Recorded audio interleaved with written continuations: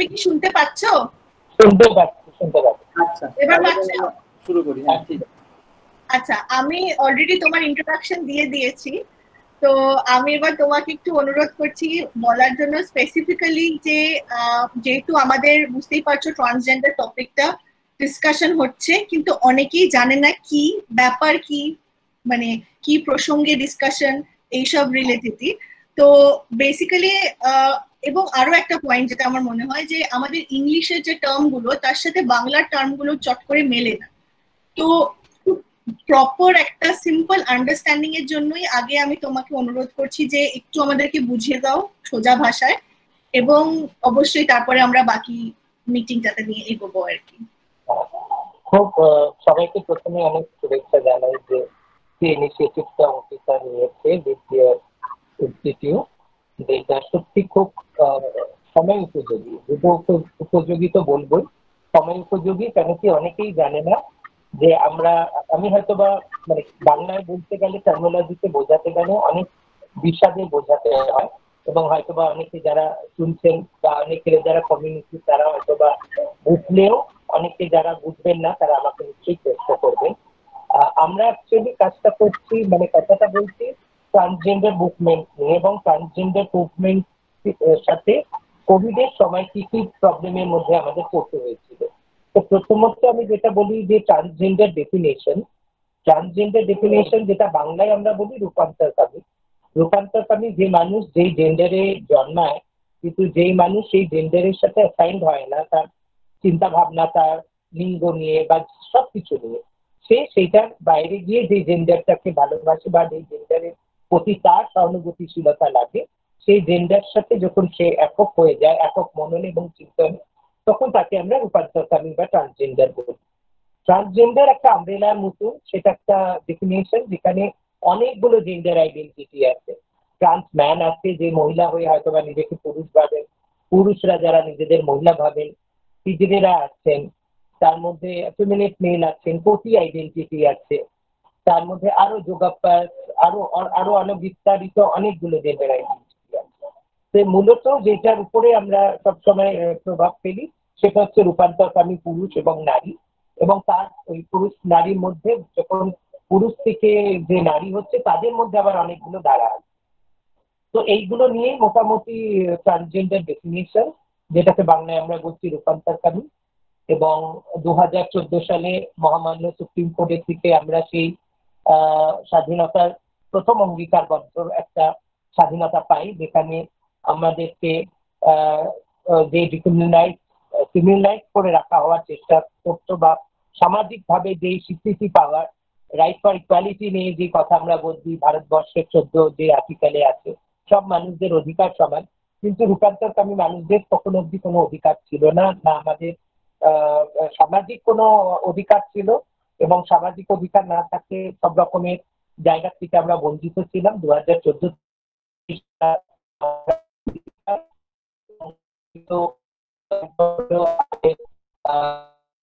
Pass হয়েছে, এবং সর্বোপরি বলি কিছুদিন আগে 2-3 মাস আগে আমাদের ন্যাশনাল কাউন্সিলও হয়ে গেছে। তো এটা মোটামুটি আমি বললাম ছোট করে, বাদ বাকি আবার প্রশ্নের পরে আমি বলবো।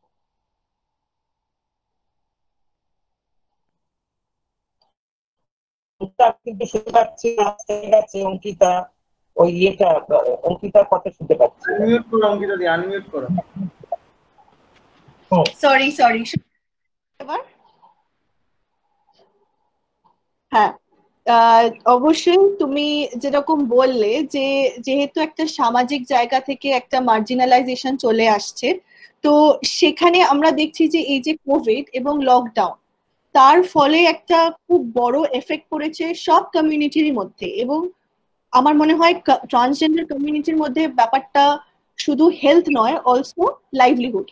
তো সেই জায়গা থেকে তুমি যদি আমাদেরকে একটু বলো যে কিভাবে ট্রান্সজেন্ডার কমিউনিটির মানুষরা মানে এই পরিস্থিতিতে ফাইট করছেন, এবং তুমি সেই জায়গা থেকে যেরকম আমি দেখিয়েছি যে অনেক কিছু করেছো, যদি একটু আমাদেরকে বলো তাহলে মানে অনেকেই জানতে পারবেন আর কি। একদম, আমার করাটা আমার কাছে কোনো বড় বিষয় নয়, কারণ কি আমাদেরকে আগে বুঝতে হবে যে হিউম্যান সিভিলাইজেশন বলতে আমরা যা বলি মানব সভ্যতায়, ঠিক আছে, মানব অধিকার বলতে যা বলি বুঝি বা আমাদের কাছে যা ডেফিনিশন আছে বা যেই সংজ্ঞায় কাজ হয়েছে, সেখানে সেই সিভিলাইজেশনে কিন্তু সব থেকে পিছিয়ে পড়া জনগোষ্ঠী হচ্ছে ট্রান্সজেন্ডার কমিউনিটি। এবং যেখান থেকে মুশকিল হচ্ছে যে কোভিড চলাকালীন এত 2014-তে আমরা স্বাধীনতা পেয়েছি, কিন্তু আমাদের উপরে সেইভাবে সরকারি ভাবে বা বেসরকারি ভাবে কেউ হয়তো বা এগিয়ে এসে আমাদেরকে কোনো বিকল্প পথ, মানে আমাদের কি জীবিকা হবে, আমাদের কিভাবে স্বাস্থ্য সচেতন হতে হবে, আমাদের কিভাবে শিক্ষা সচেতনতা আনতে হবে, সেগুলো কিন্তু কেউ আজ অব্দি নিয়ে কথা বলেনি। আজকে হয়তো বা মানে কাছাকাছি আমাদের যারা আমাদের এই মুভমেন্টটাকে সমর্থন করে, তার মধ্যে অঙ্কিতা আরেকজন প্রবর্তক, যারা এই বিষয়গুলোকে নিয়ে কাজ করছে বা রিসার্চ করছে, তাদের কাছে হয়তো বা, নাহলে অনেক মানুষের কাছে এটা গ্রহণযোগ্য নয় যে রূপান্তরকামীদের আন্দোলন বা তাদের জীবনধারা বা তাদের কিভাবে আমরা এন্ডার্জ করব বা স্ট্রেন্থেনিং করব, সেটা কেনই বা আমরা শুনবো আর কি বা আমাদের ইনপুট হতে পারে। ওরা তো একটা থার্ড জেন্ডারের মানুষ, এরকম ভাবেই সাধারণ মানুষকে বোঝানো। এবং সেই বিকল্প করে আজ অব্দি কিন্তু সরকারি এবং বেসরকারি ভাবে কোনো দায়বদ্ধতা কিন্তু কেউ নেয়নি আমাদের। এবং এই না নেওয়াতে কি হয়েছে যে আমাদের মতন মানুষদের কোনো ইনফ্রাস্ট্রাকচার নেই, যে এদের শিক্ষা ব্যবস্থা কি হবে, এদের স্বাস্থ্য ব্যবস্থা কি হবে। আমরা যে কোনো যাই, সেই যে কোনো হসপিটাল বা যে কোনো রিজার্ভেশনের জায়গায় দেখি দুটো মানুষেরই সেটা রিজার্ভেশন, একটা মেল এবং ফিমেল। তৃতীয় লিঙ্গের মানুষ, তৃতীয় লিঙ্গ আমরা বলি না, কিন্তু সমাজ বলছি যেহেতু অধিকার হিসেবে প্রথম এবং দ্বিতীয় জায়গা ঠিক করেছে সমাজ, তাহলে সেখান থেকে তৃতীয়টাকে আমাদেরকেই রাখা হচ্ছে। অনেক তৃতীয় লিঙ্গের মানুষেরা সেটা নিয়ে আপত্তি তোলে, বাট আমি মনে করি না যে সেটা আপত্তিকর, আমার নিজের সেটা মনে হয়। কারণ কি, আমাকে তো প্রথম দ্বিতীয় পরে তৃতীয়তেই আসতে হবে। প্রথম জায়গাটা তো কেউ দেবে না, দ্বিতীয় জায়গাটাও দেবে না, তৃতীয়তে আমার বলতে অসুবিধা নয়। কারণ কি, লোকেদেরকে বোঝাবার জন্য তৃতীয় লিঙ্গ বলে লোকেরা বুঝেই যায় যে তারা এই দুটো লিঙ্গের বাইরে বেরিয়ে আরেকটা লিঙ্গ, সেটা হচ্ছে ট্রান্সজেন্ডার। তাহলে কি হোল ওভার এলজিবিটি মুভমেন্টে তৃতীয় লিঙ্গের যে ধারণাটা সব থেকে বেশি বহন করছে, সেটা তৃতীয় লিঙ্গের মানুষ বলতে রূপান্তরকামী মানুষ, এরা ট্রান্সজেন্ডাররা।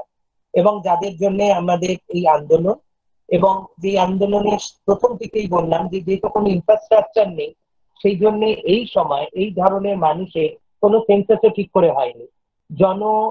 মানে আমি যদি বিশ্লেষণ করি যে আজ অব্দি জনসংখ্যা নেই আমাদের, মানে অন্য রাজ্যে হয়তো বা হয়েছে, বাট আমাদের স্টেটে কিন্তু এখন অব্দি কোনো সেন্সাস হয়নি। সেন্সাস না হলে কি হয়েছে যে আমরা জানি না যে কত সংখ্যক মানুষ আমাদের সম্প্রদায়ের, যারা হয়তো বা অভুক্ত ভাবে, অশিক্ষায়, অপুষ্টি ভাবে বেঁচে আছেন। তাহলে তাহলে আমরা কি বলতে, এটা আমাদের দেশের যে সংবিধান যেখানে বলছে সব মানুষের অধিকার সমান, রাইট ফর ইকুয়ালিটির কথা বলছে আর্টিকেল 14-তে, তাহলে সেখানে এই একটা মানুষ, মানে এই একটা লিঙ্গের মানুষেরা যাদের কোনো জনসংখ্যাই নেই, এবং জনসংখ্যা যদি হতো তাহলেও কিন্তু খুব একটা সুবিধা হতো না। কেন কি, সরকারি বেসরকারি ভাবে যেই ধরনের উপকার আমরা পেয়েছি বা যেইটুকুনি সরকার আমাদের শুনেছেন, সেটা খুব যৎসামান্য। সেটা আমি যদি বলি, আমাদের মার্চের ফার্স্ট উইক থেকেই শুরু হয়েছিল, এবং সেই সময় আমি অনেকবার সেন্ট্রাল এবং স্টেট গভর্নমেন্টকে চিঠির পর চিঠি, মানে মেলের পর মেল আমি লিখেছি যে আমাদের মতন মানুষদের এমনি হসপিটালে ঢুকতে গেলে হাজার রকমের স্টিগমা, ডিসক্রিমিনেশন, ভায়োলেন্স ফেস করতে হয়। কারণ কি, সরকারি অফিসে যে ইনফ্রাস্ট্রাকচারটা আছে সেটা পুরুষ এবং মহিলা। আর যখন আমাদের মতন মানুষদের কোন রকমের প্রবলেম হয়, হ্যালো হ্যালো শুনতে পাচ্ছি, তুমি বলতে থাকো। যে কোনো আমাদের মতন মানুষদের উপরে যখন প্রবলেম হয়, যেটা সব থেকে বেশি হয় সেটা হয় যে ডিসক্রিমিনেশন। একটা মানুষের মেন্টাল হেলথ জায়গা যখন হসপিটালে নিয়ে গেলে সম্মুখীন হতে হয়, এটা কি, এটা আজব একটা মানুষ, মানে কোন স্পিসিস থেকে তারা এসছে, তারা কোন জেন্ডারে, এবং সেটা ডাক্তারকে বুঝিয়ে নাচকে বুঝিয়ে নেওয়া অব্দি হয়তো সেই মানুষটা নাই মারা যায়, না হলে তার মেন্টালি তার এত স্টিগমার মধ্যে চলে যায়, এক তো তার শরীরে ক্ষত, সমাজের উপর চাপ আমাদেরকে দিয়ে রাখে যে এরা স্বাভাবিক নয়, মানসিক ভাবে, পারিবারিক, তারপরে ভাবো হসপিটালে হয়, সেগুলোর আর আলাদা করে আমরা কিছু নেই। এবং সেই সময় বলার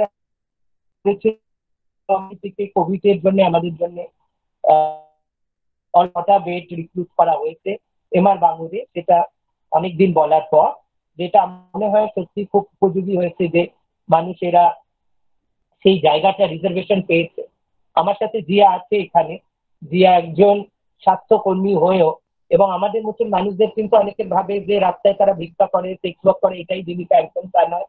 অনেক মানুষ আছে কারণ কি আমাদের কাছে কোনো জীবিকাই নেই, আমাদের জীবিকার কোনো বিকল্প নেই, আমাদের এই কাজগুলো করতে আমরা বাধ্য হই, হিজড়ে প্রথায় যেতে বাধ্য হই, যৌন কর্ম করতে বাধ্য হই, ভিক্ষাবৃত্তি করতে বাধ্য হই। কারণ কি কোনো মানুষ আমাদেরকে হাত দেখিয়ে আজ অব্দি হাত ধরে কেউ বলেনি যে এই রিজার্ভেশনটা, এই কাজটা আপনাকে দেওয়া হচ্ছে, আপনি করুন। সেটা একটা সিকিউরিটি জবও হতে পারে, একটা বাড়ির পরিচারিকার কাজও হতে পারে।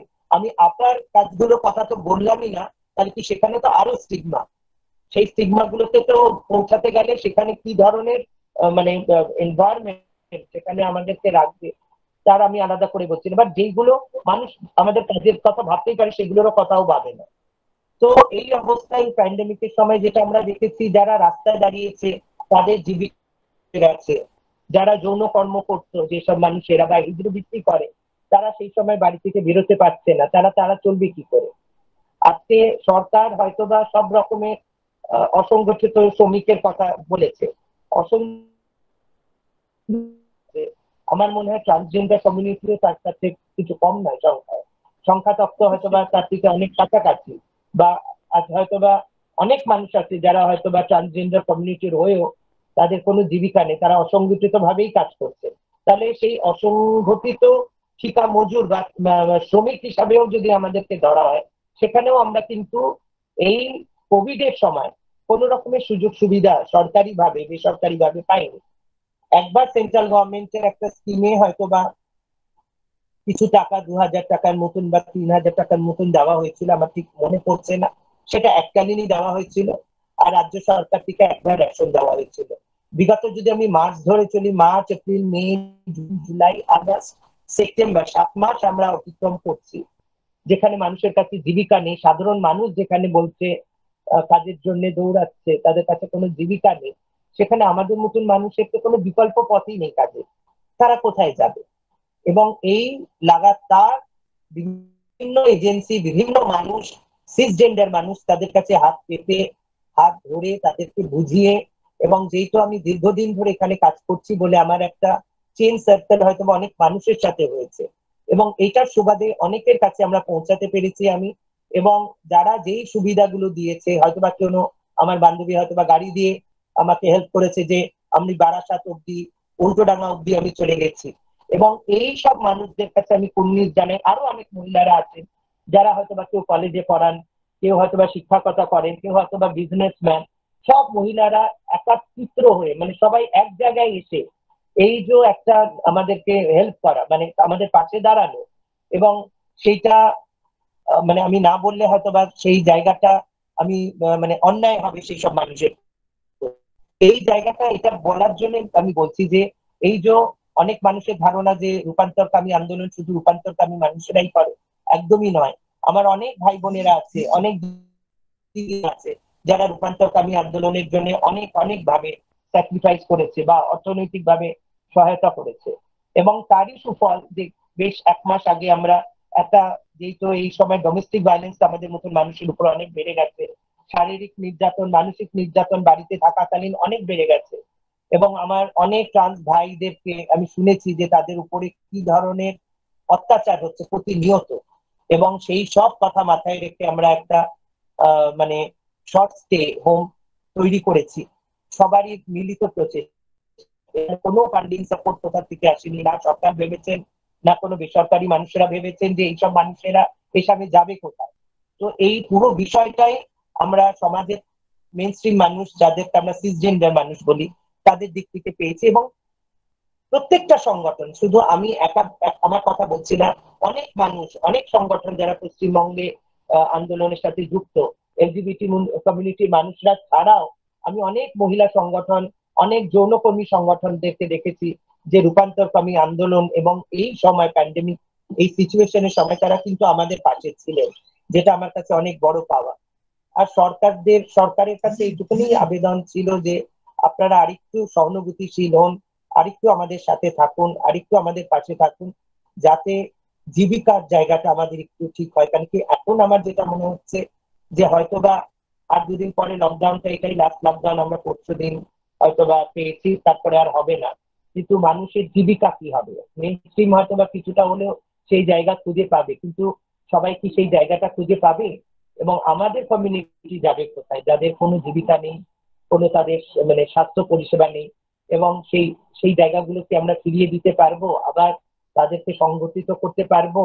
এবং যারা আমাদেরকে ছেড়ে এই সময় চলে গেছে, অনেক মানুষ আছে যারা হয়তো বা বাড়ি থেকে চলে গেছে, বা তারা সুসাইডাল অ্যাটেম্প নিতে হয়েছে করেছেন, কেউ হয়তো মারাও গেছেন, অনেক মানুষকে কমিউনিটির আমরা হারিয়েছি, যা মানে সেগুলো আর বলার নয়। তো সেই জায়গাগুলোকে আরো কিভাবে আমরা সংগঠিত করে সবাই এগিয়ে যাব, সেটাই প্রচেষ্টা। আর সেই প্রচেষ্টাই গতি আমরা। একদমই ঠিক বলেছো। এই সূত্র ধরেই আমি একটু জিয়াকে আসতে বলবো, কারণ জিয়া যেহেতু একজন এই সিচুয়েশনের মধ্যে থেকে একজন হেলথ ওয়ার্কার এবং কোভিড ওয়ারিয়ার বলবো, কারণ কোভিড এর সময়তেও সে কাজ করেছেন হসপিটালে, মানে অপারেশন থিয়েটারে অ্যাসিস্ট করেছেন ডাক্তারদের, এবং অ্যাট দ্য সেম টাইম কাজের সূত্রেই ওনারও কোভিড হয়ে যায়। তো তাই জন্যই আমি একটু জিয়াকে আসতে বলবো, এবং জিয়া যদি আমাদেরকে একটু বলেন যে কিভাবে, মানে তুমি কিভাবে পুরো ব্যাপারটা হ্যান্ডেল করলে আর কিভাবে তুমি ফাইট করলে, যদি আমাদেরকে একটু বলো আর কি। হ্যালো হ্যালো, শুনতে পাচ্ছ? হ্যাঁ শুনতে পাচ্ছি, তুমি বলো। শুনতে পাচ্ছি, তুমি বলো। হ্যাঁ, তো আমরা বুঝতেই পারছি এই মার্চের থেকে আমাদের এই কোভিড লকডাউন সব শুরু হয়েছিল।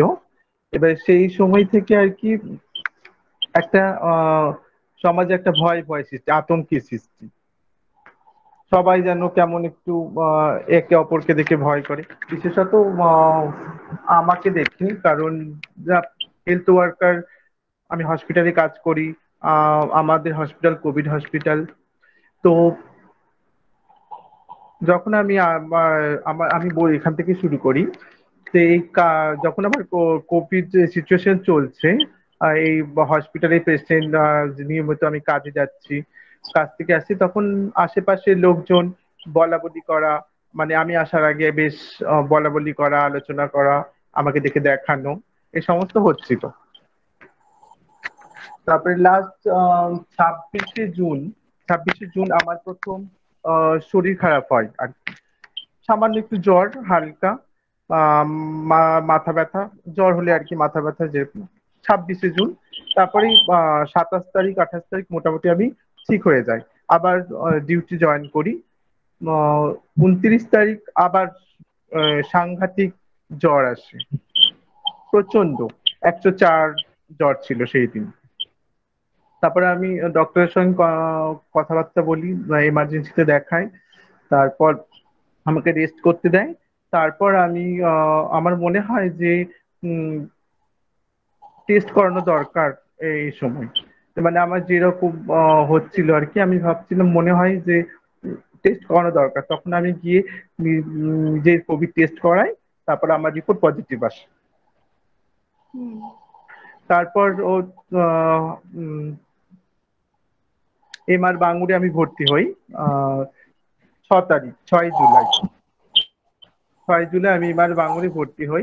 ওই রঞ্জিতাদি বললো না যে হসপিটালে গেলেই আর কি একটা আমাদের আলাদা চোখে দেখা হয়, এ কোত্থেকে এসছে বা কিরকম ধরনের তাকাই, সেটা আমার সঙ্গেও হতো, যদি না রঞ্জিতাদি আর বাপাদিত্য দ্বারা সবাই মিলে গিয়ে তাদের সেন্সিটাইজেশন প্রোগ্রাম করে বা তাদের সঙ্গে কথাবার্তা বলে আমাদের ট্রান্সজেন্ডারদের জন্য যে আলাদা একটা বেড তৈরি করে, সেটা না তৈরি করতে।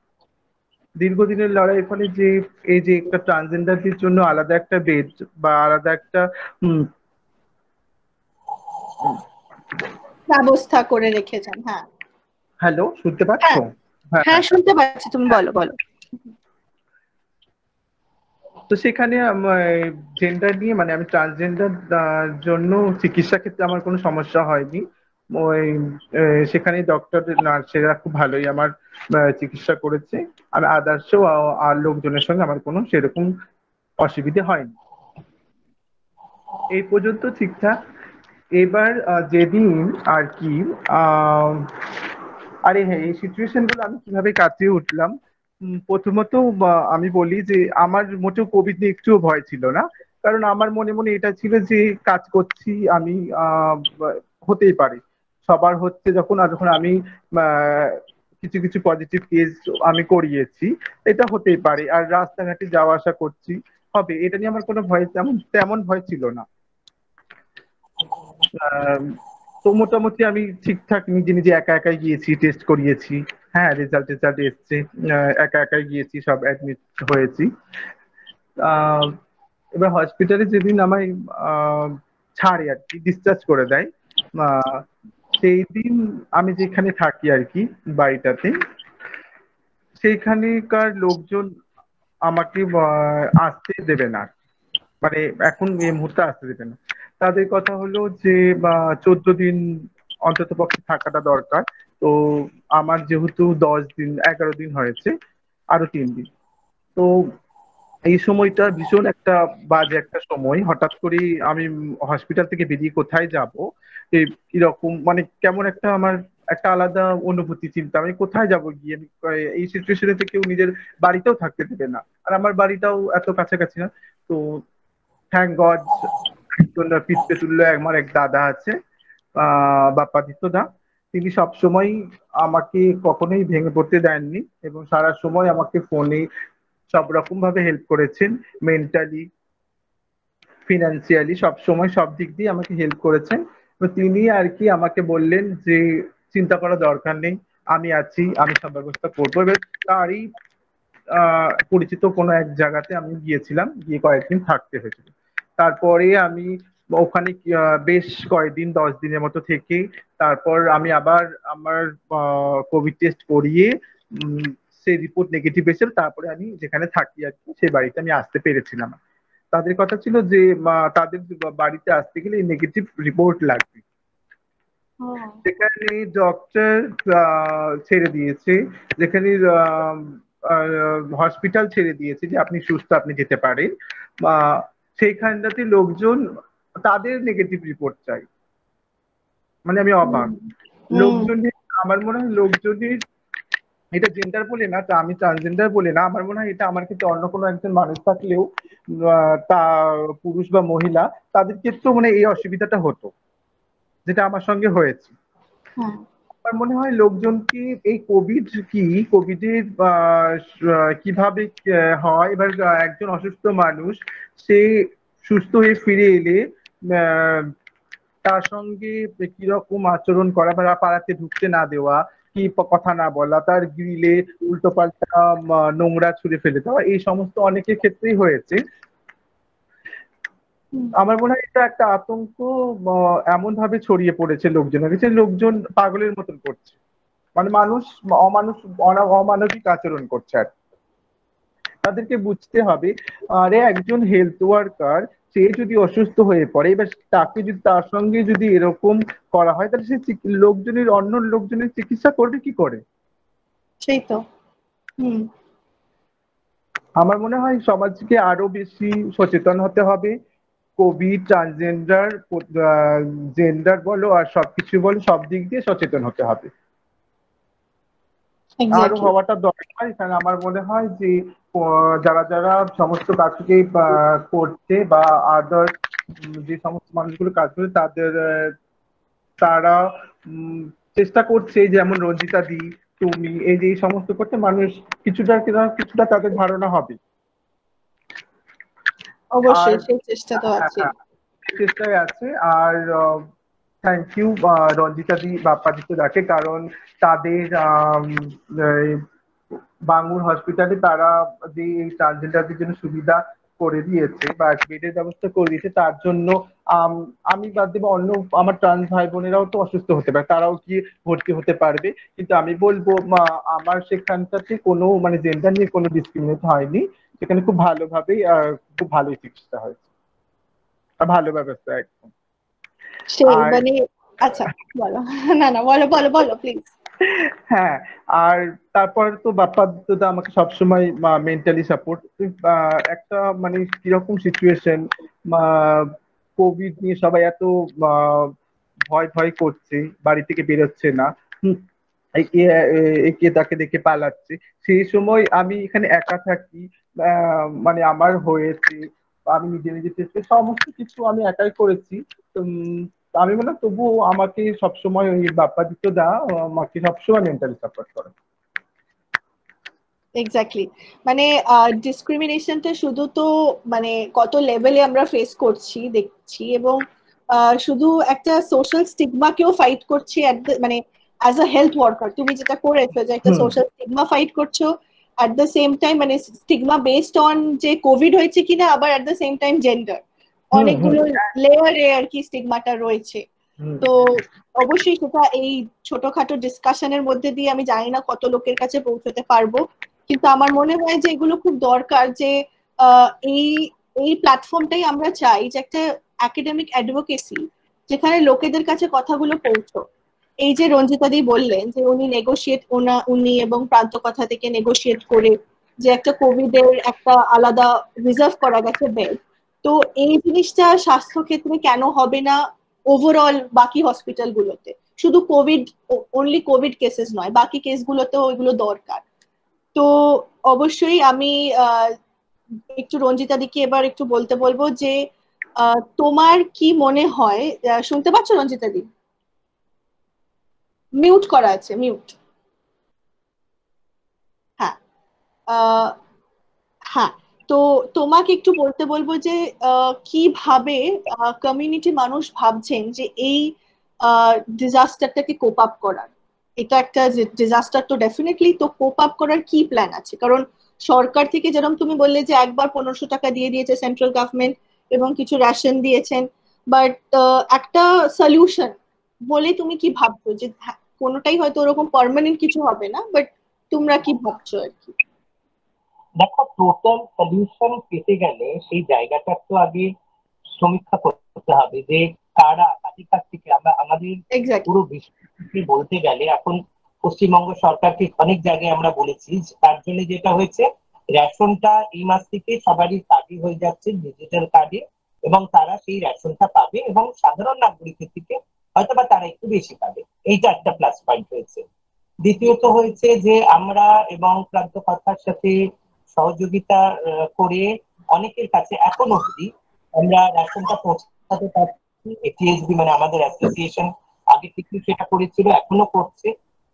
বাট সরকারি ভাবে যতক্ষণ না কোনো পরিষেবা আমরা পেতে পারি, এবং তার জন্য কি হচ্ছে সরকারের কাছে আমরা প্রত্যেক বাড়ি করা নাড়ছি, কেন কি যেই জায়গা দিয়ে এখন আমাদের যেতে হচ্ছে সেখানে শুধু স্বেচ্ছাসেবী সংগঠনেরা পাশে থাকলেই হবে না, সেখানে সরকারি ভাবে আমাদেরকে কথা বলতে হবে, কথোপকথন চালিয়ে যেতে হবে। যেটা আমি বললাম আজকে জিয়া যে জায়গায়, এবং আমার কাছে খুব দুঃখের বিষয় জিয়া একজন স্বাস্থ্যকর্মী হয়েও জিয়া কিন্তু যেই হসপিটালে, আমি কারো হসপিটালে নামও করছি না, একটা প্রাইভেট হসপিটালে জিয়া হয়তোবা সেখানেও স্বাস্থ্য সেই পরিষেবাটা তার পাওয়া উচিত ছিল একজন কর্মী হিসাবে। ঠিক আছে, এই আশাটা আমরা তো রাখবো। আমাদের আমাদের কমিউনিটির কাছে সেই যোগ্যতা বা সেই জায়গা কিন্তু আমরা তৈরি করে দিয়েছি। না হলে ভারতবর্ষের প্রথম ওটি টেকনিশিয়ান হিসাবে, যেখানে ওটি টেকনিশিয়ানের জন্য যা ইনফ্রাস্ট্রাকচার যা পড়াশোনা লাগে একজন সাধারণ মহিলাই যেটা পারে না সেটা কিন্তু জিয়া করে দেখিয়েছে। এবং জিয়া এখান থেকে শুরু করেছিল লন্ডা ডান্স থেকে, যেটা বিহারে গিয়ে ওকে নাচতে হতো এবং তার টাকা হয়তো বা ওটি টেকনিশিয়ান থেকে অনেক বেশি, সেখানেও পার মাসে হয়তো বা 10-15 হাজার টাকা কামিয়ে আনতে পারে। হ্যালো। হ্যাঁ শুনতে পাচ্ছি, তুমি বলতে থাকো।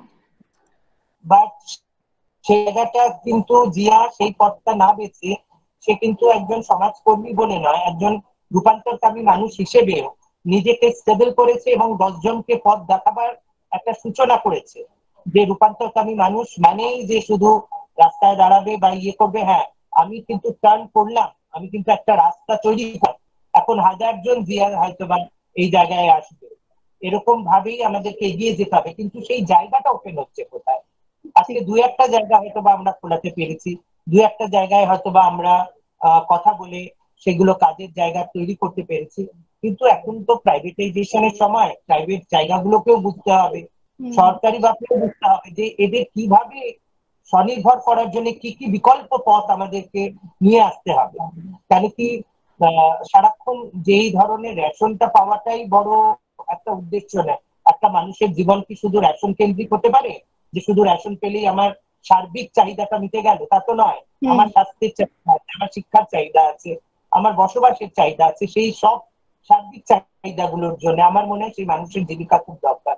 এবং জীবিকার কথা বলতে গেলে শুধু আমি সরকারকেও বলবো না, সরকারের উপরেও প্রেশার দেবো না, বেসরকারিকরণ জায়গাগুলো তারা যখন জানছে আজকে ভারতবর্ষে ট্রান্সজেন্ডার মুভমেন্টটা এই জায়গায় দানা বেঁধেছে এবং সেখানে কাউন্সিল হয়েছে, এদের এদের নিজেদের কমিশন হচ্ছে, তাহলে সেইখানে সেই সব মানুষদের জীবিকার কথা আমরা ভাববো না কেন? বা আমাদের আমাদের কোম্পানি বা আমাদের যেসব জায়গাগুলো কর্পোরেটে আমাদের এই পলিসির মধ্যে আমরা এদেরকে ইনক্লুড করবো না কেন এক্সক্লুসিভলি? এই পলিসি তাদের সাথে দরকার এবং সেই কথোপকথন আমাদেরকে চালিয়ে যেতে হবে। অনেক অনেক বড় বড় এজেন্সি, আমি টাটা স্টিল থেকে নিয়ে তাদেরও দেখেছি, তারা কিন্তু এখন খুব জেন্ডার নিউট্রালের কথা বলে। জেন্ডার নিউট্রাল বাথরুম হয়েছে, তারা কিন্তু অনেকে বুঝছে। কিন্তু সর্বোপরি এই বিষয়টাকে আরেকটু বেশি জনসমক্ষে নিয়ে যেতে হবে, যাতে মানুষ সর্বোপরি আমাদেরকে সব জায়গায় সুযোগ সুবিধাগুলোকে যাতে সবার জন্য নিউট্রাল হয়। আমরা যদি সেই জায়গায় নিজেদের নিয়ে যেতে পারি এবং যে কোনো কর্ম, যে কোনো কাজে আমরা যদি নিজেদের পরীক্ষার দ্বারা, নিজেদের যোগ্যতার দ্বারা আমরা যদি স্বনির্ভর হয়ে নিজেকে চালিয়ে নিয়ে যেতে পারি, এটাই হবে উদ্দেশ্য। অবশ্যই, মানে এটা আমাদের সবারই একটা চেষ্টা যে অল্টারনেটিভ এমপ্লয়মেন্ট বা স্কিল ডেভেলপমেন্ট গুলো কি করে আমরা দিতে পারি এবং কিভাবে আমরা সেগুলোকে শুধু মানে আমি বলবো না শুধু আলাদা করে ডেভেলপমেন্ট, বাট শুধু মেইন স্ট্রিমে এটাকে ইনকর্পোরেট করারও একটা দরকার খুবই রয়েছে আর কি। তো তুমি হ্যাঁ করে বলি যে যেহেতু আমাদের পুরো পশ্চিমবঙ্গে আমরা অ্যাসোসিয়েশন থেকে বিভিন্ন ডিস্ট্রিক্টে আমাদের কাজ হয়, আমরা 25 তারিখে, এই মাসে 25 তারিখে তাদের হস্তশিল্প নিয়ে যা যেরকম হাতে কাজ করে ট্রান্সজেন্ডার কমিউনিটি, কেউ হয়তো বা যেখানে জলপাইগুড়ি বা ওইসব সাইডে যারা হয়তো বা তাদের পাটির কাজ করে, কেউ হয়তো বা শাড়িতে ব্লক প্রিন্ট করে, কেউ হয়তো বা হাতের জিনিস বানায়, কেউ হয়তো বা ধূপকাঠি বানায়, কেউ হয়তো বা আচার বানায়। আমরা সেগুলোকে সব জায়গাকে কালেক্ট করে এই মাসের 25 তারিখে আমাদের যে আস্তানা করেছি, সেই আস্তানা 3 দিন ব্যাপী একটা ছোট প্রদর্শন রাখছি। প্রদর্শনীতে তাদের কাজ, এবং শুধু যে আমরা সেটা বিকিকিনির মাধ্যমে রাখছি না, আমরা যদি এইভাবে কর্পোরেটদেরকেও অনেককে ডাকবো, যারা যদি কোনো কাজ বা কোনো রকমের শিল্পকে তাদের ভালো লেগে থাকে এবং কন্ট্যাক্ট করে যদি তারা করতে পারে, সেটা আমরা আরো কোম্পানির সাথেও কথা বলছি। যেরকম আমরা মানে এখন বিউটিশিয়ানস, আমাদের বেকারি, এইগুলো ছোট ছোট ট্রেনিং আমরা শুরু করব।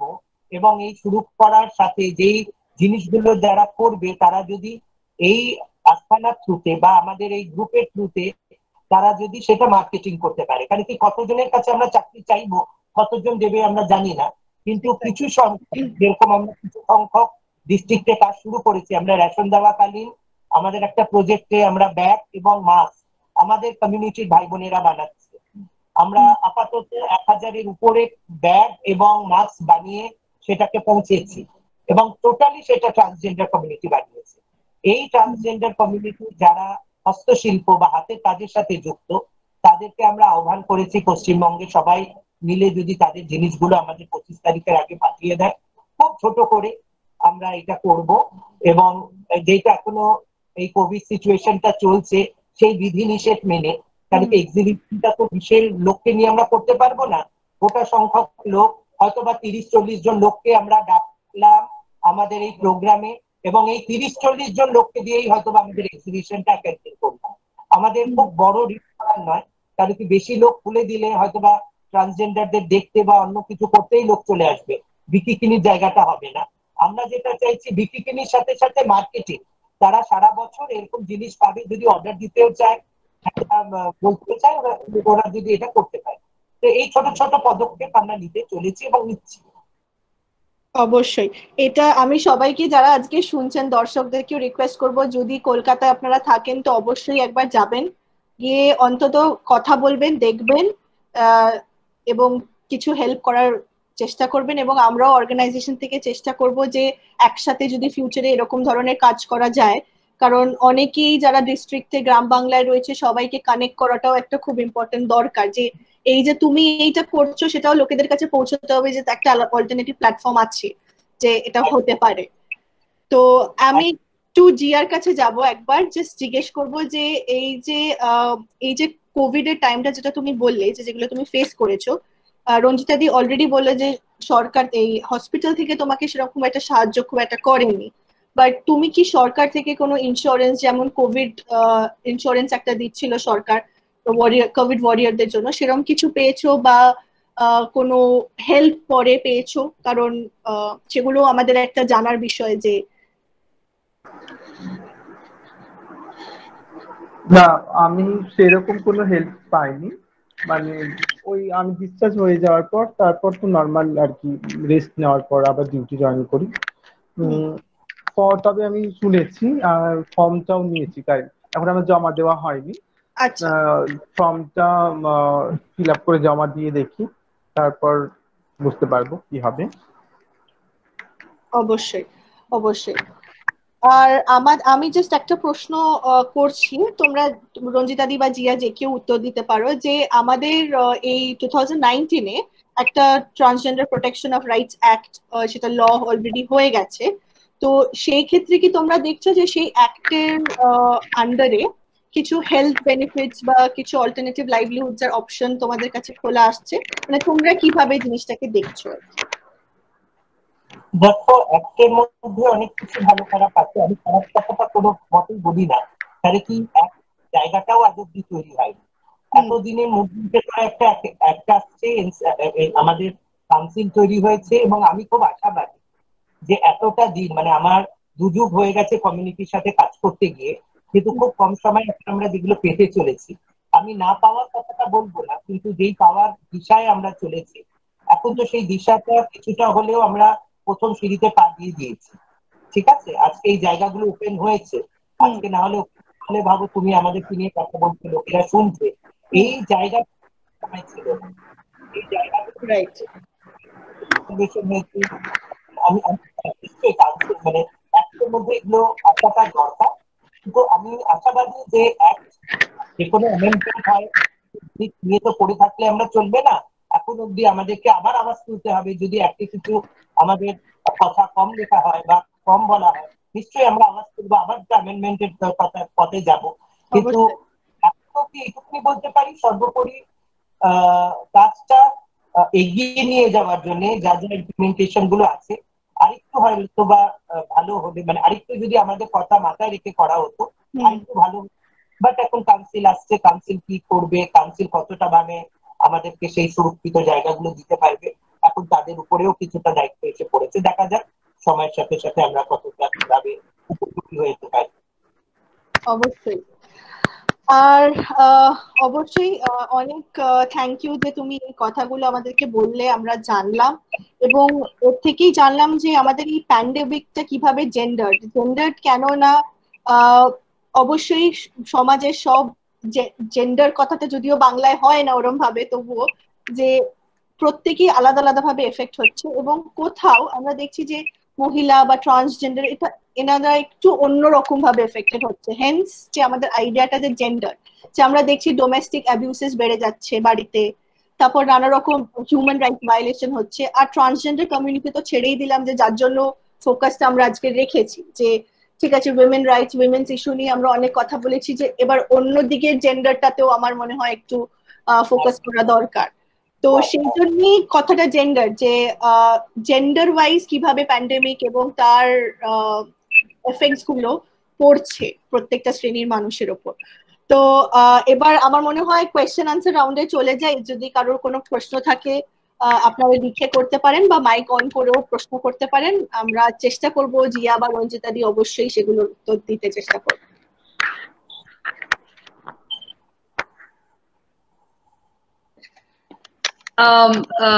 Ankita Chakraborty, hello. Yes, yes. And Ms. Jia Dash and obviously Ranjita ma'am.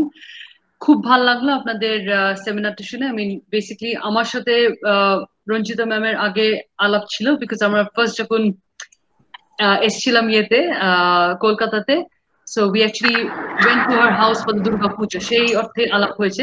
Excuse my Bengali, মাঝে মাঝে একটু অফ হয়ে যায়, but I try to cope up. খুব ভালো লাগলো আপনার presentation and it's very enlightening. কয়েকটা প্রশ্ন ছিল জিয়াকে আর রঞ্জিতা ম্যামকে and obviously Ankita. The first thing is that মানে in terms of psychological health, যেটা আপনারা খুব মানে emphasize করেছেন এই কনভারসেশনের মধ্যে, আমরা যেটা ভাবছিলাম, because I own a company, আমি শুভদীপকে একটু আগে চ্যাট মেসেজে ইয়ে করছিলাম, and আমি যেটা সাজেস্ট করছিলাম যে একটা public private partnership model, which is a very pragmatic model, কেননা আমরা দেখি to train LGBTQ community in psychological training, so then আপনাদের you have your own ecosystem. So আপনাদের যে ডিসক্রিমিনেশনটা আপনারা on a daily basis face করছেন, if you train yourself within this particular model, so you can get training from a Kerala based organization, and therefore আপনাদের নিজের issues that you can actually convey that in your own private space. At the same time, যখন আপনারা বলছেন with livelihoods and business opportunity, যখন training হবে and you basically become licensed counselors, তখন you're also bringing that scope in for a business model as well.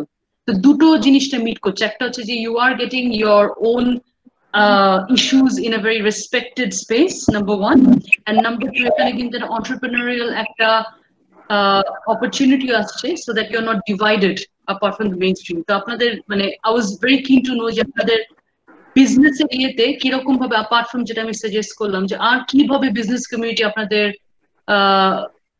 সাহায্য করাটা ভুল, but you know how can be join forces like serve you from our end. অনেক ধন্যবাদ অপরাজিতা তোমার প্রশ্নের জন্য। হ্যাঁ, এই কথাগুলো যেগুলো তুমি বলছো সেটা সত্যি খুব স্বাভাবিক, যেহেতু এই ইনফ্রাস্ট্রাকচারের মধ্যে থাকতে গেলে আমাদের এই ধরনের চাহিদাগুলো থাকবে, যে জায়গায় আমরা কাজ করব সেই জায়গার মানে এনভায়রনমেন্ট, মানে পরিবেশটা সম্পূর্ণ যুক্ত হবে কিনা, মানে আমাদের এই পরিবেশটা, কিন্তু আমাদের মতন গরিব দেশে সেটা হওয়াটা কতটা সম্ভব হবে আমি নিজেও জানি না। তাহলে আমি দেখেছি অনেককে আমরা কাজে নিয়ে গেছি, অনেক বড় বড় কোম্পানি, আমি নাম করছি না এখানে, সেখানে 10-15 জনরা গেছেন, কাজ করেছেন, কিন্তু কোথাও গিয়ে দেখেছি সেই একটা স্টিগমা আছে, এবং এই স্টিগমার জন্য কমিউনিটি সাংঘাতিক ভাবে মেন্টালি এবং ফিজিক্যালি তারা মানে কি বলবো তাদের উপরে চাপ পড়ে, কারণ কি মেন্টালি তারা নিতে পারে না সেই স্টিগমা গুলো। কারণ কি কাজের জায়গায় যদি আমার সেই স্টিগমা থাকে তাহলে সেই কাজটা করবে কি করে। আর দ্বিতীয় কথা হচ্ছে ফিজিক্যালি এবং মেন্টালি তাদের মেন্টাল হেলথেরও অনেক রকমের প্রবলেম দেখা যায়, কারণ কি পরিবার বা সমাজ যেই জায়গা আমাদের দেয় তার থেকে বেশি জায়গা যেখানে আমি কাজ করতে যাচ্ছি, যদি সেই কাজ করার এনভায়রনমেন্টটা সেখানে তৈরি না হয়, বা শুধু আমি কাজের কথা বলছি না, আমি হসপিটালিটির কথাও বলছি, আমি নিজের স্কুলের কথা বলছি, কলেজের কথা বলছি।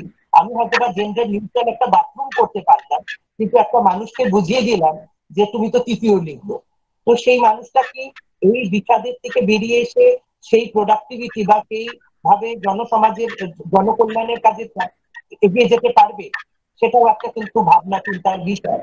কিন্তু হ্যাঁ, যদি ভারতবর্ষের সংবিধানে সব মানুষের অধিকার সমানের কথা বলছি, সেই সমানতার কথা মাথায় রেখে আমরা তো আশা রাখবোই যে জেন্ডার ফ্রি একটা এনভায়রনমেন্টের মধ্যে কমিউনিটিকে যদি আমরা নিয়ে যেতে পারি, যেখানে আমি হয়তো বা তোমাদের সাথে হ্যাঁ বলুন বলো সরি সকালবেলা। হ্যাঁ না, থ্যাংক ইউ সবাইকে। অঙ্কিতা, রঞ্জিতা, তোমাকে তো অনেক অনেক congratulations for your great work, really love your work and really appreciate and comment. মানে আমার যেটা বলার বক্তব্য, উই শুড স্টার্ট প্রথমেই না কমিউনিকেশন এন্ড অ্যাওয়ারনেস দিয়ে। I don't know Ankita, Zia, মানে congratulation to you as well and wish you all the best. Really hats off to your courage and really proud to be a part in the humbling experience.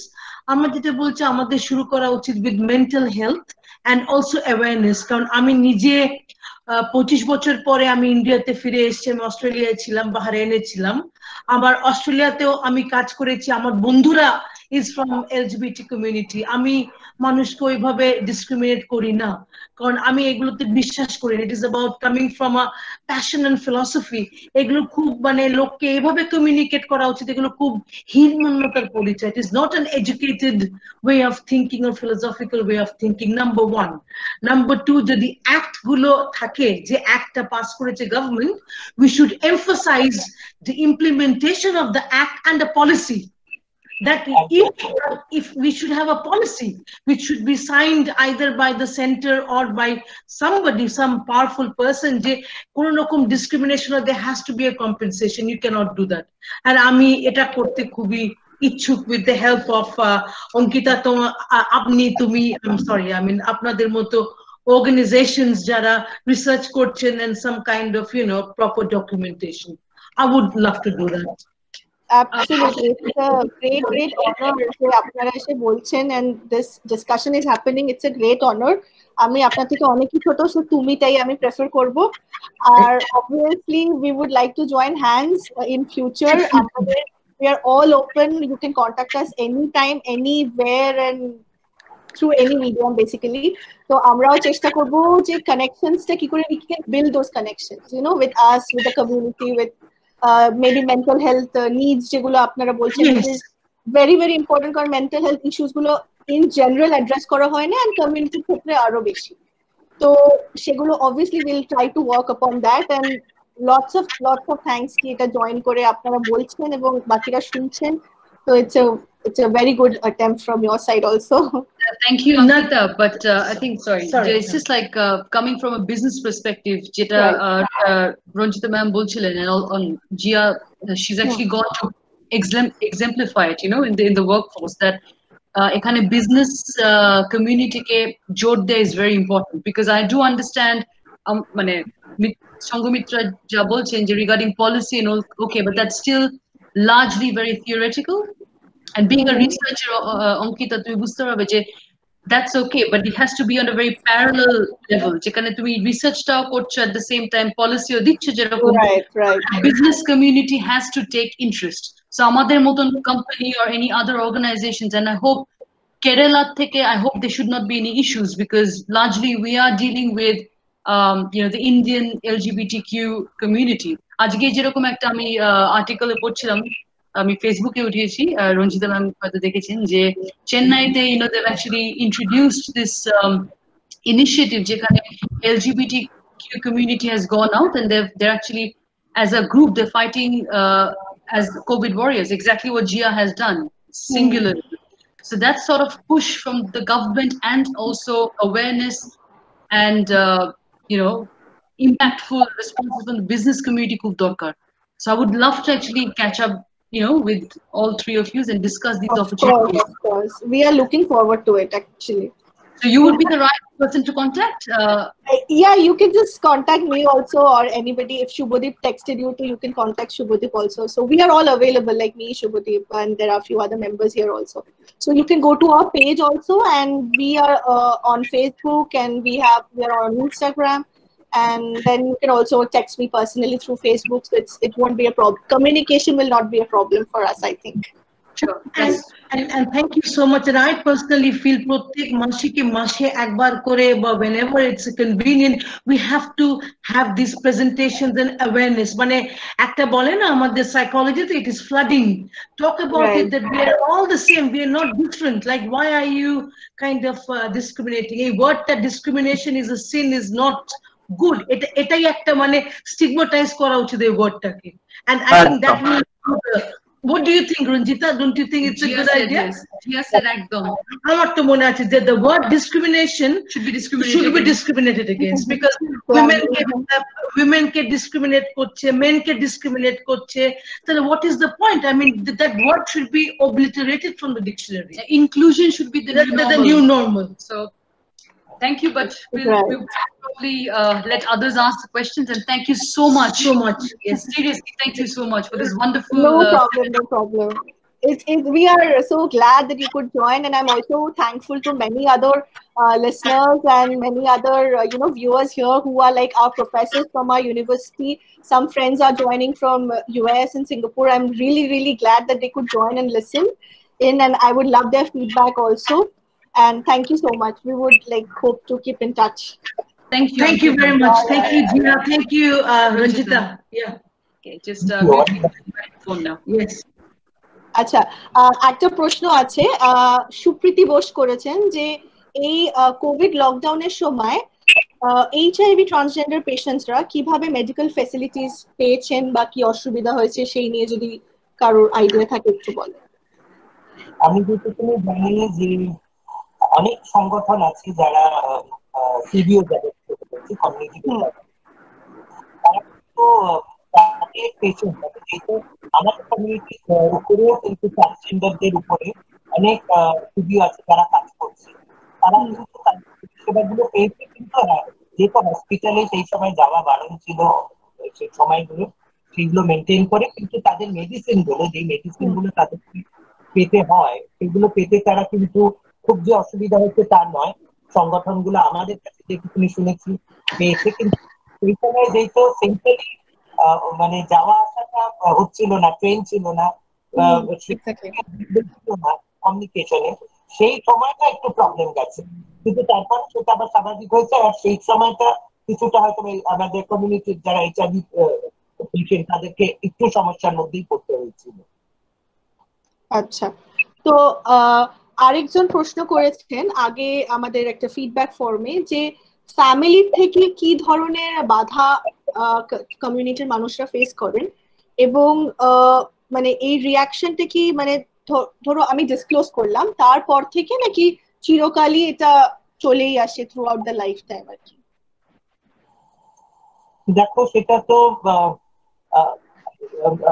আমি যেটা বলবো সেটা হয়তো শুনতে খুবই খারাপ লাগবে, কিন্তু আমি বেশিরভাগই দেখেছি বাবা মায়ের সন্তান যখন জন্ম দেয় তখন তো তার একটা ভিশন থাকে এবং মিশনও থাকে, আমার সন্তান ছেলে হবে না মেয়ে হবে, সুন্দর হবে না ভালো হবে, দেখতে কেমন হবে।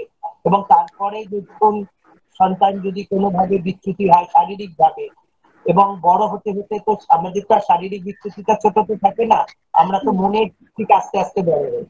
এবং সেই জায়গাটা যখন বাবা মারা বুঝতে পারে যে এই ছেলে বা এই মেয়ে যে হয়তো ট্রান্স উমেন হবে বা যে ট্রান্স ম্যান হবে, তারা হয়তো বা আমাদের মতন সাধারণ মানুষের মতন নয়, তাদের এই আশাগুলো যখন পূর্ণ হয় না তখনই হয়তো বা সেই বাধা বিপত্তি, স্টিগমা, ভায়োলেশন, ডিসক্রিমিনেশনটা নেমে আসবে। আমি তাদের সেই বলে আমি দোষ দেব না, কারণ কি এটাই সমাজের নিয়ম নীতি, যেটাকে আমরা বলি এটাই হয়ে এসছে। এই হয়ে এসে থেকে বেরিয়েই তো আমরা কাজ করছি, এবং আজকে সেই স্বাধীনতাও পেয়ে আজ এই হয়ে ওঠাটা যদি আমরা না করতাম তাহলে স্বাধীনতাও পেতাম না। সেই জন্য সেই বাবা মাকে বুঝতে হবে যে এখন ট্রান্সফার হয়েছে, যারা স্বাধীনতা পেয়েছে তাদের মতো মানুষেরাও ওয়ার্ল্ড হেলথ অর্গানাইজেশন থেকে নিয়ে সব দেশ থেকে নিয়ে সব জায়গায় এটাই চর্চা হচ্ছে যে তারা স্বাভাবিক, এটা কোনো অস্বাভাবিক না। এই জায়গাটা বুঝতে পারবে, সেই জায়গাটা এসছে যে তাদের অ্যাওয়ারনেসটা, এবং তার জন্য বিভিন্ন ধরনের পরিকল্পনা সরকারকে নিতে হবে। যেরকম বেটি বাঁচাও বেটি পড়াও, ওরকম টিজি বাঁচাও টিজি পড়াও, যেটা আমি অনেক আগে থেকেই বলছি। এই ধরনের গুলো না বলতে কেন কি টিজিদেরকে তো মেরে ফেলাই হয়। অনেক টিজিদের আমি দেখি তারা সুসাইডে যেতে হয়, তাদের বাড়ি থেকে বের করে দেওয়া হয়। আজকে যে আমার পার্টনার শিবাংশ, সে একজন ট্রান্সম্যান, এবং সে কিন্তু তার বাড়িতে থাকে না, সে আমার সাথে থাকে, কারণ কি তার পরিবার তাকে মেনে নেবেই না যে সে মেয়ে দেখে ছেড়ে দেয়। তো এই জায়গাটা এরকম হাজার শিবাংশ আছে, হাজার মানুষ আছে, যেটা হয়তো বা আমাদের মুখে মানুষকে সমাজ নেয় না, পরিবার নেয় না। ঠিক আছে, সেই ধরনের জায়গাটা আবার আমাদের তৈরি করতে হবে, সমাজ করতে হবে। এবং সেই সমাজ গড়ার স্বপ্ন দেখেছি বলেই তো আজকে আমরাই পিটিশনার, আমাদের হয়ে এলজিবিটি মুভমেন্ট বা টিজি মুভমেন্ট যে যারা পিটিশনার ছিল সুপ্রিম কোর্টে, সবাই কমিউনিটি ছিল, নন কমিউনিটি মানুষেরা কেউ কিন্তু আমি দেখিনি আমাদেরকে খুব একটা বলেছে। কিন্তু আমি এখন বলছি জেন্ডার মানুষেরা অনেক এগিয়ে এসেছেন, কথা বলছেন, আমাদের দুঃখ, আমাদের কষ্ট, আমাদের ব্যথা বেদনা, কারণ কি তাদের পরিবারের মধ্যেও হয়তো না সেই জায়গাগুলো পেয়েছে তারা। তো অনেকে এসছেন এবং এই সবাইকে নিয়ে চলতেই হবে আমাদেরকে, এবং আমরা আশা রাখি যে পরিবারের যে ভায়োলেন্স সেটা যদি আস্তে আস্তে কমে। আচ্ছা আচ্ছা হ্যাঁ বলো। হ্যালো, সেক্ষেত্রে আমি বলি যে বাবা মা কি মনে হয় যে তার সন্তানকে ওইভাবে একটু বুঝতে হবে তার সন্তান কি চায়। সেক্ষেত্রে বাবা মা রাগারাগি করে বাড়ি থেকে বা সমাজের ভয়ে বাড়ি থেকে তাড়িয়ে দিলেন, মারধর করলেন ছেলেকে ঠিক করার জন্য বা নিজের মেয়েকে ঠিক করার জন্য। সেই জিনিসগুলো না করে আমার মনে হয় সন্তান কি চাইছে অন্ততপক্ষে সন্তানের একটু শোনা উচিত, শুনে সেই বুঝে সন্তানের পাশে থাকা উচিত। তাহলে অনেকগুলো মানুষ যে যারা ডিপ্রেশনে ভোগে, যে আমার বাড়ি বলে কেউ নেই, আমার মা বাবা বলে কেউ নেই, তারা মা বাবাকে পাশে পেয়ে অনেকটা তারা সাহস পাবে আর কি, বাড়ি করতে পারবে। বেশিরভাগ ক্ষেত্রে এই সুযোগটা পায় না বলে তারা অনেকে সুসাইড করে, অনেকে বাড়ি থেকে পালিয়ে যায়, ওখানে চলে যায়, বাড়ি থেকে দীর্ঘদিন ধরে কোনো যোগাযোগ থাকে না। আমার মনে হয় বাবা মাকে এই জায়গাটাতে একটু সচেতন হতে হবে। আচ্ছা হ্যাঁ বলুন। I have a question. Sure, please proceed. This is Dr. Supratim Kormakar. This is a very fruitful discussion. I've been hearing that. আমার একটা কথা মনে হয়েছে, I have been working on the gender-based crime scenario of West Bengal for last 6 to 7 years. So what I felt যে আমি রঞ্জিতা ম্যামকে কোয়েশ্চেনটা করতে চাই, উনি এরকম কোনো সিচুয়েশন দেখেছেন কিনা, কারণ আমি এরকম পেয়েছি যে এই যে আমাদের একটা মানে সোশ্যাল স্টিগমা আছে towards the transgender people that we generally avoid those kind of people. তো আমি এরকম দেখেছি there are few people যারা কিন্তু তারা হয়তো unemployed, they don't have that opportunity to be in the mainstream. So এইটার সুযোগ নিয়ে বা তাদের ইকোনমিক যে একটা ল্যাকিং বিহাইন্ড আছে, এটার সুযোগ নিয়ে অনেক সময় তাদের মিসঅ্যাপ্রোপ্রিয়েট বিভিন্ন কাজে ইউজ করা হয়, লাইক এই ধরনের কিন্তু একটা বড় সেকশন আছে যারা কিন্তু বিভিন্ন ধরনের criminal activities like human trafficking, drug and alcoholism, এই ধরনের কাজগুলো তাদের ইউজ করা হয়।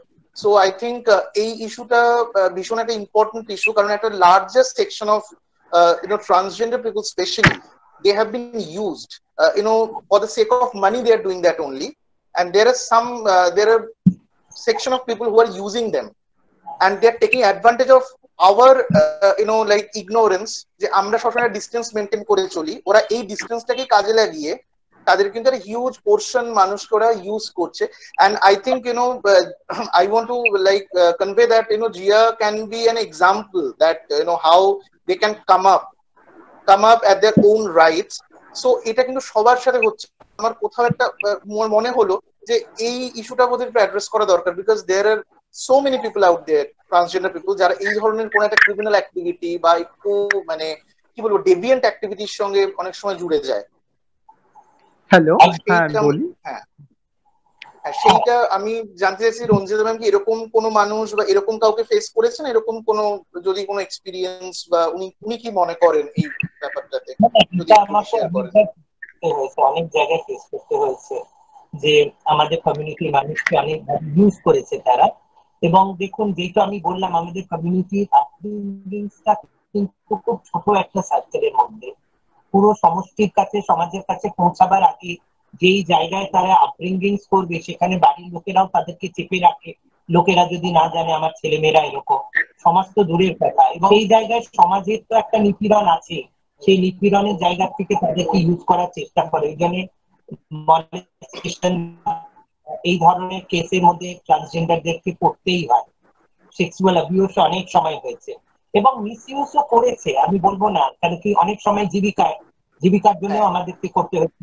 ইন্টারনালি কমিউনিটিকে করেছে, সেটাও আমি দেখেছি অনেক জায়গায়, যে তাদের চুল কেটে দেওয়া হয়েছে, অথবা উলঙ্গ করে দেখার চেষ্টা হয়েছে সে কথাটাকে ইন্টার কমিউনিটি।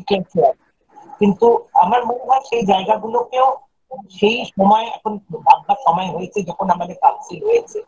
এবং এইগুলোকে যদি আমরা, আপনি যে প্রশ্নটা করছেন এটা সত্যি খুব ভালো প্রশ্ন। আমার মনে হয় এই কথাগুলোকে যদি আমরা না বলি বা না বোঝাই, আমরা হয়তো বা সেই জায়গাগুলোকেই খুঁজে আনি যে কোন ট্রান্সজেন্ডার চুরি করেছিল, কোন ঘরে বা বাচ্চা আনতে গিয়ে করেছিল, সেটার কিন্তু আমরা কোনোদিনও ফিক্স করতে পারবো না, কারণ কি আমরা তো তাদেরকে কোনো সেই জায়গায় দিই না, ছোট থেকে বড় অবধি তাদের কোনো সুবিধেই আমরা তাদেরকে জায়গা তারা এই জায়গায় হয়তো বা মাথা উঁচু করে কাজ করতে পারে নিজেদের দু একটা জীবিকা ছাড়া।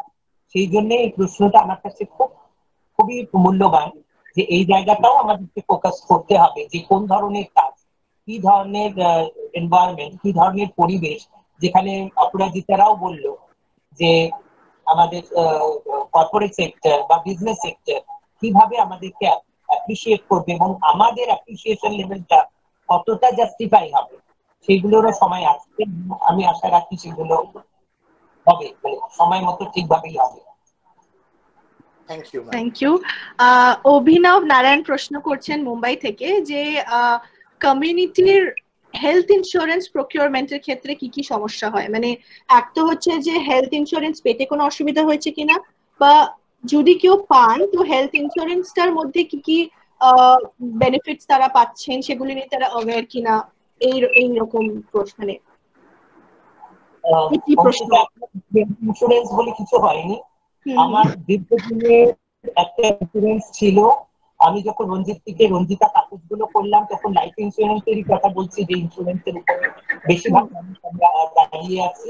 সেই ইন্স্যুরেন্সের যখন কভারেজ নিতে গেলাম, রঞ্জিতা বললাম, যখন যেহেতু আমার পুরো নামগুলো চেঞ্জ হয়ে গেছিল, আমার নামই ছিল রঞ্জিতা, আমার বেডের নামে এটা ক্যারেক্ট করা হয়েছিল আমার সেই জায়গায়, আমি দেখলাম যে আমাকে দুপা পিছিয়ে আবার রঞ্জিতা করবার জন্য অ্যাপ্লিকেশন করতে হলো।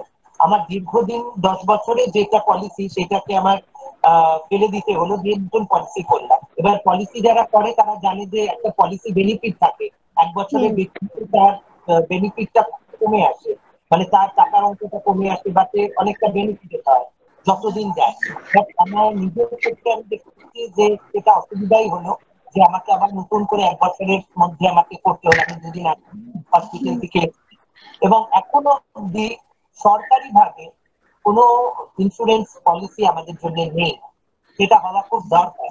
কেন কি ইন্স্যুরেন্স কোম্পানিদের সাথে আমি কথাও বলেছিলাম এলআইসির সাথে, কিন্তু ওদের ধারণা যে কসমেটিক সার্জারি গুলো যেগুলো আমাদের হয়, বেশিরভাগ রূপান্তর মানুষকে তাদের শারীরিক দিক থেকে যেগুলো হয়, হরমোন থেরাপি যেগুলো চলে, সেগুলোর উপরে অনেক রকমের সেকশন আছে, অনেক রকমের ধারা আছে, সেইগুলোকে নিয়ে তারা হয়তো বা বিস্তারিত কথা বলবে এবং বলতে চায় বা জানতে চায়। কিন্তু ন্যাশনাল কমিশন হয়েছে, আবার আমি বলছি, এখন সেইভাবে হয়তো বা কাজ হবে এবং তাদেরকে সেই জায়গায় ন্যাশনালি এই ইন্স্যুরেন্স গুলো তো সব রাষ্ট্রীয় সেখান থেকে যদি আমরা এখানে আওয়াজ তুলতে পারি, কথা তুলতে পারি, আর যেটা হওয়াটা খুবই দরকার আমার মনে হয়, সেটা এখন অব্দি কিছু নেই। সেটাই, এবং শুধু তাই নয়, আমার মনে হয় জেন্ডার অ্যাফার্মেটিভ কেয়ারে শুধু হরমোন ট্রিটমেন্ট আর এসআরএস তো নয়, আমাদের মেন্টাল হেলথ একটা বড় পোর্শন আছে, তো সেটা তো অ্যাড্রেস আমার মনে হয় না কোনো ইন্স্যুরেন্স কোম্পানি ইন জেনারেল করে আর কি।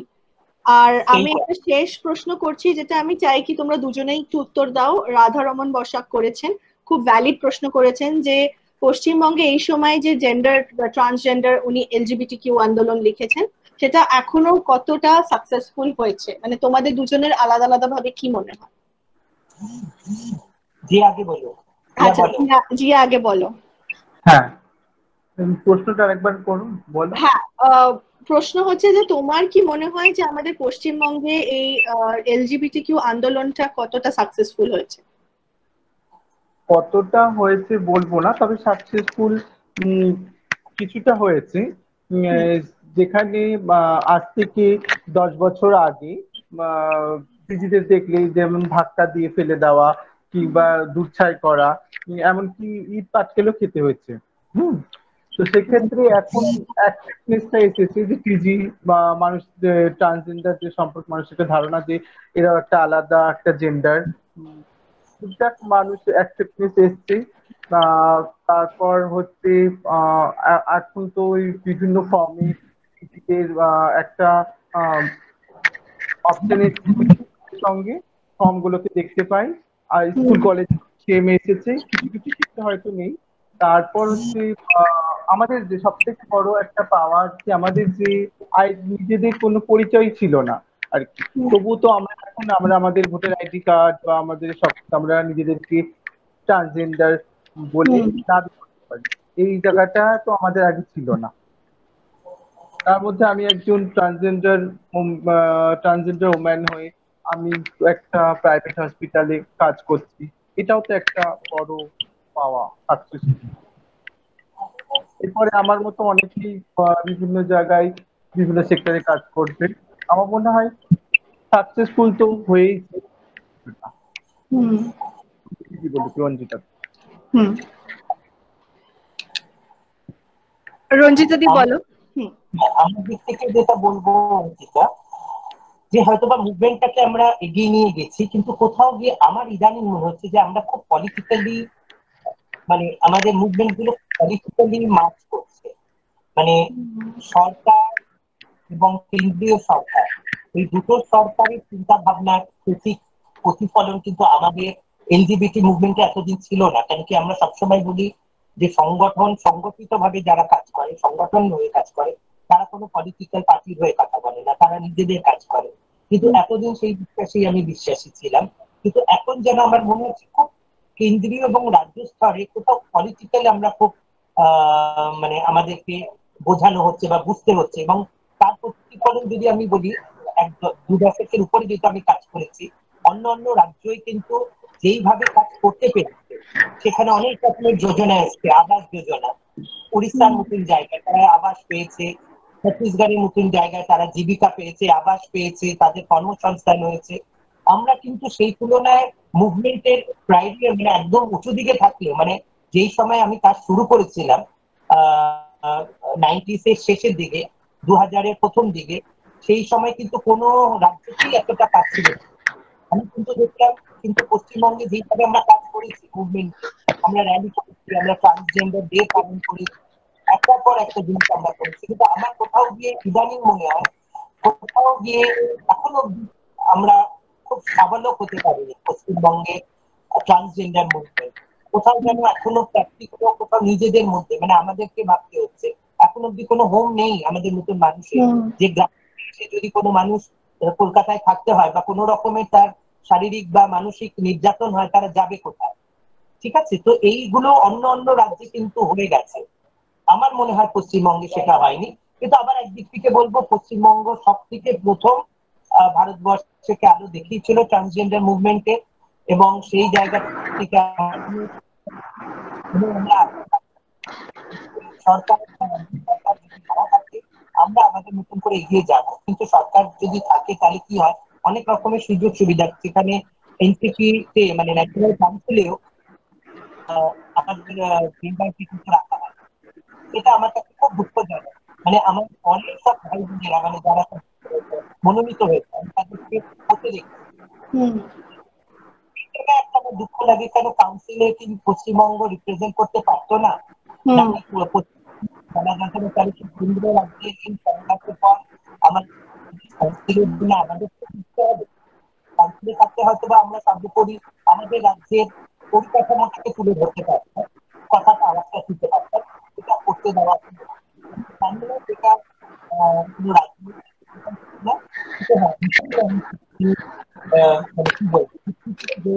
বাংলাকে ভাবা হলো না। এবং এখন পশ্চিমবঙ্গ ট্রান্সজেন্ডার বোর্ড সেইভাবে কাজ করছে না। কিন্তু আমার আবার নিবেদন থাকবে সরকারের কাছে বা সাধারণ মানুষের কাছে, ভোটটা আবার তৈরি হোক এবং সর্বোপরি সব ক্ষেত্রে ট্রান্সজেন্ডারদেরকে রিজার্ভেশন আছে। পলিটিক্স আমার মনে হয় যখন পলিটিশিয়ানরা আমাদের নিয়ে পলিটিক্স করছে, আমাদেরও পলিটিক্সে আসা দরকার। এবং এই রিজার্ভেশন, যেটা একটা নারীদের রিজার্ভেশনের ব্যবস্থা আছে পলিটিক্সে, টিজিদেরও একটা ব্যবস্থা থাকুক। নট অনলি পলিটিক্স, সর্বক্ষেত্রে টিজিরা অগ্রসর হোক, এটাই আমি চাই। সেই জন্য আমি এটাই বলবো যে আমাদের পিছিয়ে আছি না এগিয়ে আছি না ভেবে কাজ করে যেতে হবে মনে করে। ঠিক, একদমই। রঞ্জিতা দি, জিয়া, দুজনকে অসংখ্য ধন্যবাদ আমাদের আসার জন্য, এক কথায় রাজি হওয়ার জন্য। সব থেকে বড় কথা যে আমাদের একটা নতুন অর্গানাইজেশনে এসে এই ডিসকাশনটা করার জন্য। এবং আমরা অবশ্যই নতুন অনেক কিছু জানতে পারলাম এবং এই হোপটা করছি যে ফিউচারে আমরা আরো বিভিন্ন রকম ইস্যুস নিয়ে তোমাদের সাথে ডিসকাস করতে পারবো। আরো আমরা বড় প্ল্যাটফর্মে রিচ করতে পারবো, এবং তোমাদের মানে পার্টিসিপেশনও আমরা চাই আর কি ফিউচারে, যাতে আমরা এগিয়ে যেতে পারি। এবং সকল দর্শককেও অনেক ধন্যবাদ, কারণ 8টা বলেছিলাম, 8:30 বেজে গেছে, এবার আমাদেরকে মিটিংটা শেষ করতেই হচ্ছে আর কি। তো অনেক অনেক থ্যাংক ইউ। তোমাকেও অনেক ধন্যবাদ, অঙ্কিতাকেও দিচ্ছি। থ্যাংক ইউ, যে থ্যাংক ইউ। অঙ্কিতা ধরে আমাদের সাথে শুধু কাজ করছে না, খুব মানসিক শারীরিক দুটো দিক থেকে নিজেদেরকে দিয়েছে, কারণ কি আমাদের মধ্যেও কাজ করে, সেই বডি ল্যাঙ্গুয়েজেও বুঝিয়ে দেয় যে আমাদের সাথে সবসময়, মানে কাজ করাটা আমার কাছে বড় বিষয় না, ও গিয়ে যাক, যে প্রশ্নমালা দিয়ে আজকে বুঝিয়েছে, যেখানে বোঝাই যাচ্ছে দীর্ঘদিন ধরে দূরে থাকতে এই প্রশ্নগুলো বেরিয়ে আসে না, সেই কথা নয়, একদম ভিতরের কথা বলেছে। এবং অনেক ধন্যবাদ, অনেক তোমাদেরকেও অনেক ধন্যবাদ। আর থ্যাংক ইউ আবার বলছি, এবং আমাদের দর্শককেও থ্যাংক ইউ বলছি। এবং একটা রিকোয়েস্ট করব যে আমাদের অল্টারনেটিভ আড্ডার 3য় পর্ব আসছে 22 তারিখে, যেখানে বক্তা হচ্ছেন অনিন্দিতা ঘোষাল, এবং আমাদের বিষয়টা হচ্ছে ছিন্নমূল্যের শিকড় সন্ধানে বাস্তুচ্যুতির অতীত ও বর্তমান। তো আমি এক্সপেক্ট করব আপনারাও আবার আমাদের মিটিং এ জয়েন করবেন। আমরা এরকম বিভিন্ন বিভিন্ন ডিফারেন্ট টপিকে ডিসকাশন চালিয়ে যাব, যাতে যতটা সম্ভব লোকেদেরকে আমরা পৌঁছতে পারি। অনেক থ্যাংক ইউ, নমস্কার, আবার দেখা হবে। নমস্কার। হ্যাঁ অঙ্কিতা, অনেক ধন্যবাদ তোমাকে আর তোমার অর্গানাইজেশনকে এই সুন্দর একটা অনুষ্ঠান করার জন্য। অঙ্কিতা ভীষণ একজন ভালো মানুষ, সব সময় আমার সঙ্গে ফোনে কথা হয়, কোনো সমস্যা হলে জিজ্ঞেস করে। আর একদম ও যে সবসময় সাথে আছে, রঞ্জিতা দি বললো কথাটা, যে ও বুঝিয়েই দেয় যে ও একদম মন থেকে পাশে আছে। থ্যাংক ইউ জিয়া, খুব ভালো, thank you so much. Thank you. হ্যাঁ ঠিক আছে। ঠিক আছে।